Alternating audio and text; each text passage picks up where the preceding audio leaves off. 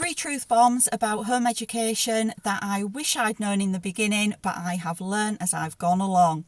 If you're just starting out on your home education journey, or you're wondering if home ed could be right for your family, then keep watching because this video is definitely for you.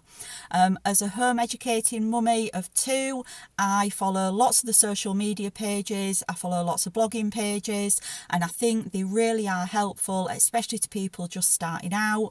I've learned so much from them. I've got a lot of resources from them, and I like to see what learning styles work for different families to see if it will work for us. And I also like to see what other people are getting up to on their day-to-day journeys. But one thing that I do find with a lot of the accounts, not all of them, but the majority of the accounts, they do tend to only show one side of the story. And I think it's really important that home educators and homeschoolers can be free to be honest about what day-to-day life can be like, about the challenges we face, and about some of the negativities as well that surround the choice that you make for your family.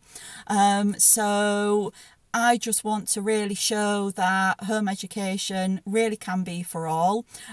You don't have to be rich, you don't have to be privileged. We are a normal working class family, and I want to be really honest about what our day-to-day life is like. Firstly, I think it's important because it then gives people all of the information to make an informed choice on whether home education or homeschooling is right for their family. And I also think it's important for those who are just starting out with home education, because it can be quite lonely until you find a social circle. It can be quite overwhelming, it can be quite difficult, and it's really easy to get disheartened at the beginning. I found this a lot. Until you kind of find your rhythm with things, you do feel a bit some days like you're treading water, and then you flick through social media and you see on people's Insta stories or Facebook or Pinterest that people are getting up to this really cool stuff and their days look really fab, and you think, wow, our days are not looking anything like that at the moment. So here are my 3 top picks of things that I wish I would have known before I started. Truth bomb number 1. When you tell people that you're going to homeschool or home educate your children, chances are you are going to come up against negativity from people. This could be from family, it could be from friends, it could be from neighbours, it could be from the person serving you on the tills in the local supermarket. As soon as your children get to school age, people suddenly start taking a great interest in what decisions you've made and what provisions you're going to be making for them for the next 13 years plus. A lot of the negativity, I think, with people comes from the fact that a lot of them have probably never met a home educating family before. They've probably never knowingly spoke to a child or a teenager or an adult who's been home educated. And in the UK, home education is still a bit of an unknown entity to a lot of people.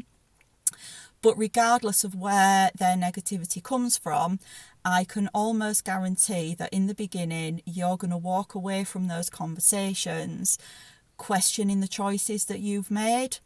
It happened to me a lot in the beginning. It was something that I hadn't even gave a second thought to. I didn't realise I was going to be put in that position. I didn't realise it was something that I was going to come across, and I used to feel really, really awkward about it. I didn't know what to say. I used to get really disheartened. I used to think, maybe everybody else knows something I don't, maybe it's not the right decision. But then over time, I've come to realise that the reason why we feel like that isn't because we've made the wrong choice. It's not because home education isn't right for our families. It's purely because, by proxy, when we decide to home educate or homeschool or unschool our children, we automatically put ourselves in that minority group, because obviously the majority of people still choose to send their children to school. And it's always hard being in a minority group.